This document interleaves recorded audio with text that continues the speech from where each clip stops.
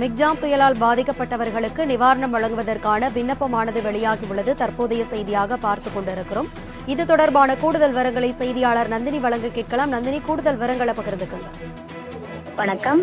Michaung Chennai, Tiruvallur, Kanchipuram மற்றும் செங்கல்பட்டு மாவட்டங்கள் கடுமையான பாதிப்பை சந்தித்திருக்கிறது. இதன் காரணமாக பாதிக்கப்பட்டவர்களுக்கு 6000 ரூபாய் நிவாரண தொகை வழங்கப்படும் என தமிழ்நாடு முதலமைச்சர் அறிவிப்பு வெளியிட்டார். அதன்படி அதற்கான வழிகாட்டு நெறிமுறைகள் வெளியிடப்பட்டு டோக்கன் விநியோகம் நேற்று முதல் தொடங்கியிருக்கிறது. குறிப்பாக சென்னையில் அனைத்து வட்டாரங்களுக்கும், திருவள்ளூர், காஞ்சிபுரம், செங்கல்பட்டு மாவட்டங்களில் பாதிக்கப்பட்ட பகுதிகளுக்கும் இந்த நிவாரணம் என்பது வழங்கப்பட இருக்கிறது. இந்த நிவாரணத்தில் ஒரு சில கட்டுப்பாடுகளும் விதிக்கப்பட்டிருக்கிறது. குறிப்பாக வருமான வரி செலுத்துபவர்கள், அரசு ஊழியர்கள், மத்திய மாநில அரசு ஊழியர்கள், ரேஷன் அட்டை இல்லாதவர்களுக்கு ஒரு விண்ணப்பம் வழங்கப்படும் எனவும், அந்த விண்ணப்பத்தை பூர்த்தி செய்து வழங்கினால் அதிகாரிகள் ஆய்வு மேற்கொண்டு அவர்களுக்கு நிவாரணம் வழங்குவது தொடர்பாக பரிசீலிக்கப்படும் எனவும் தெரிவிக்கப்பட்டிருக்கிறது.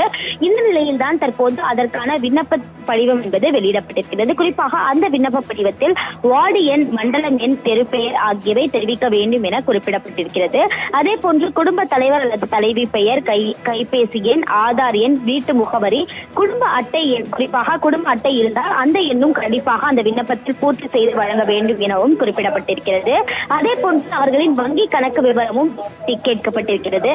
பாதிக்கப்பட்ட வீட்டின் வகை, பாதிப்பின் விவரம், வீட்டிற்குள் தண்ணீர் புகுந்த துணிமணிகள், பாத்திரங்கள் பாதிக்கப்பட்டதா, சூழ்ந்து வாழ்வாதாரம் பாதிக்கப்பட்டதா என்பது குறித்தான விவரங்கள் எல்லாம் அந்த விண்ணப்ப படிவத்தில் பூர்த்தி செய்து வழங்க வேண்டும் எனவும் தற்போது அறிவிப்பு என்பது வெளியிடப்பட்டிருக்கிறது. அந்த வகையில் அரசு ஊழியராக இருப்பினும், அதே போன்று வருமான வரி செலுத்துபவர்கள், அதே போன்று பார்த்தோம் என்றால் ரேஷன் அட்டை இல்லாதவர்களுக்கு எப்படி அந்த நிவாரணம் கிடைக்கப்படும் என்ற ஒரு கேள்வி எழுந்த நிலையில் தற்போது அதற்கான விண்ணப்பம் என்பது தமிழ்நாடு அரசின் சார்பில் வெளியிடப்பட்டிருக்கிறது. இந்த விண்ணப்பத்தை பொறுத்தவரையில் அவரவர் ரேஷன் கடைகளில் வாங்கி பூர்த்தி செய்து வழங்கினால் அதிகாரிகள் ஆய்வு மேற்கொண்டு அவர்களுக்கு நிவாரணம் வழங்குவது தொடர்பாக பரிசீலனை மேற்கொண்டு முறையாக பாதிக்கப்பட்டிருப்பின் அவர்களின் வங்கிக் கணக்கில் நிவாரண தொகை செலுத்தப்படும் எனவும் தமிழ்நாடு அரசின் தரப்பில் ஏற்கனவே தெரிவிக்கப்பட்டிருக்கக்கூடிய நிலையில் அதற்கான விண்ணப்ப படிவம் என்பது தற்போது வெளியிடப்பட்டுள்ளது குறிப்பிடத்தக்கது.